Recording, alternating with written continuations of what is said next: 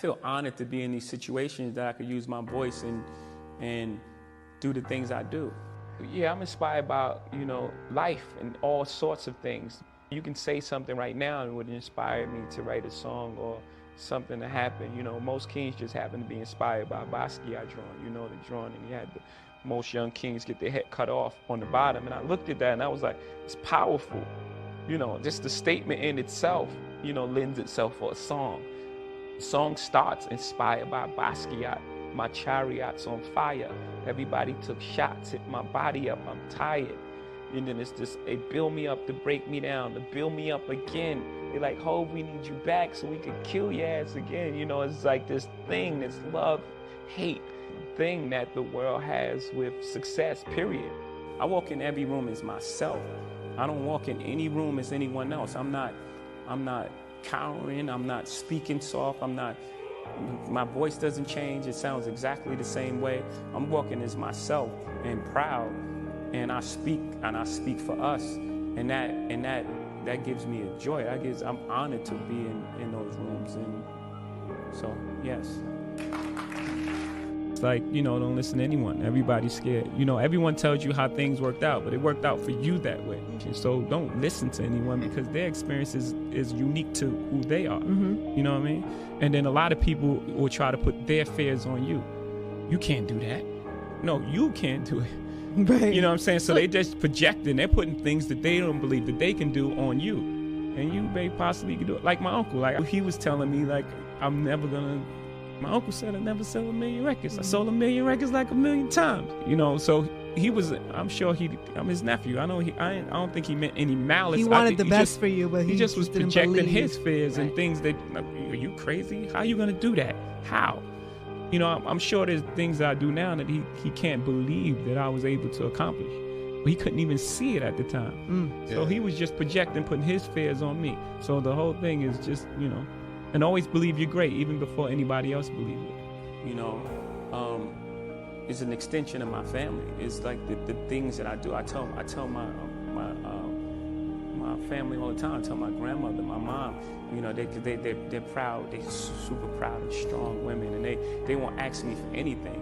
And I say, man, you know, there are times where I don't want to get my picture taken, and I want to eat, and you know, paparazzi like take photos in your face and screaming at you and like taking pictures, and you can't take your kid to the park. And I'm like, those are the sort of things that give the reason why I'm okay with it, and why I can cope and live with these things without, you know, much as a complaint. It's the things that it allows me to do, the spaces that it affords me, the rooms I'm allowed to go in as myself.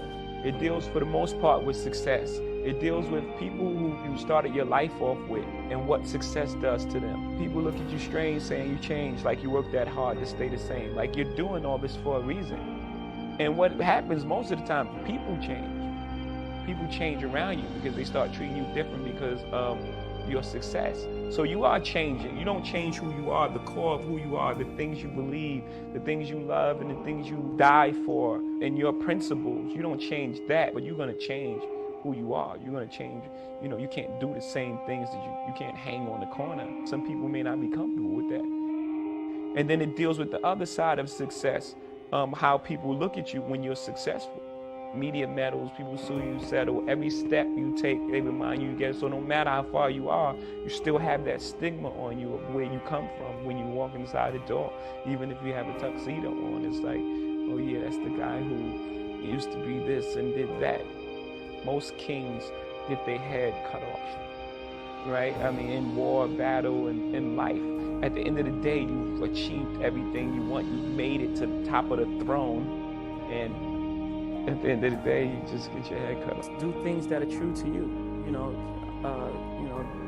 most things that I'm involved with are extension of being creative. You know, Roc-A is a clothing company. You know, it's part of who you are. And hip hop is your attitude and what you're trying to express, how you dress. You know, I love sports growing up. I grew up in a household where sports was on 24/7. So these are all things that are, you know, are comfortable for me. You know, these are things that I like.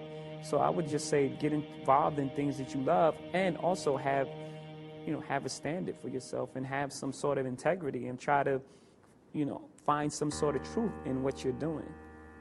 What did you learn on the street? Because you talk about being 13 and selling crack. Did that teach you something of how to be a successful businessman, or how we all are common? All the things that you apply in business, they say that he has great instincts, but well, on the streets, having great instincts can be the difference between life and death, not just losing a deal. Or incarceration. Or incarceration, which is less than death, right? And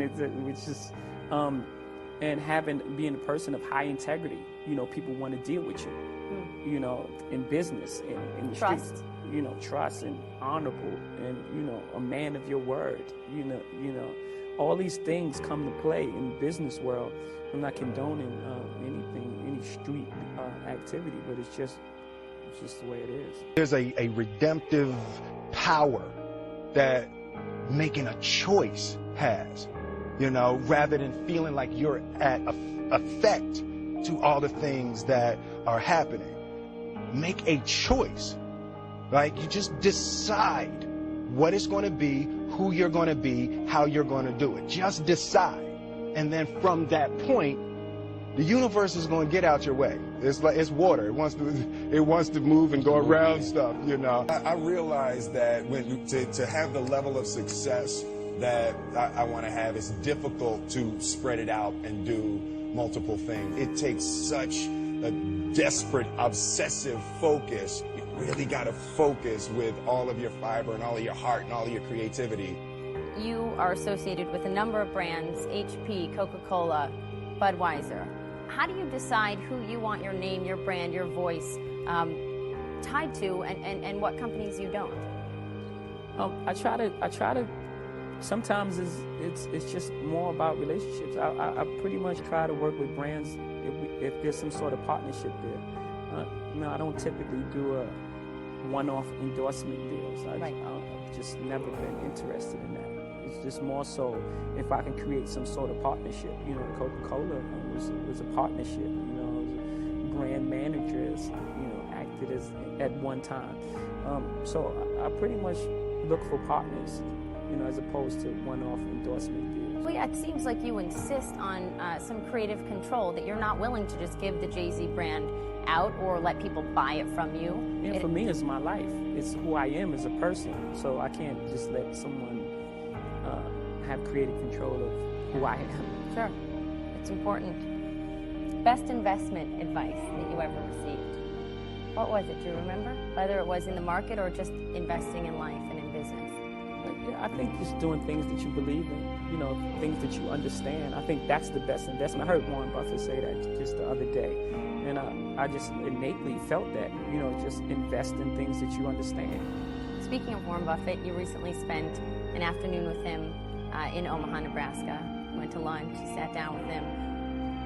Did it turn out that the two of you had more in common maybe than you thought? I think most people do. After a conversation, you realize that you have more in common than things that are dissimilar. Yeah. What did you take away from that? What did you learn from sitting with him, and what do you think he might have gleaned from meeting with you? I don't know. I have no idea on his side. On my side, he's very sharp, and again, he just affirmed to me that instincts is really important in business. I didn't go to any proper business school or any super follow any manuals like the Record Business 101 or anything like that. I just pretty much followed my instincts. And he just reaffirmed that for me, that, your instincts are very important to you. What about what you own? I read that your mother gave you a 3-ring binder, and you would write your lyrics in it as a child, and you'd hide it under your bed so that no one would steal it. Are your words still your most valuable possession? Yeah, because they caused all of this, saved my life, so. Saved your life? Absolutely. Why? Well, the things and activities that I was in, just as a broad statement, everyone says that. If I wouldn't have made it here, I wouldn't be here. But no, really, there was one of my friends who's like a dear friend of mine. We would be together every single day. And if it wasn't for rap, if I wasn't taken away from, the place I was, he went to jail for 12 years. and we were together every single day. So I can't even imagine a circumstance where I wouldn't be with him.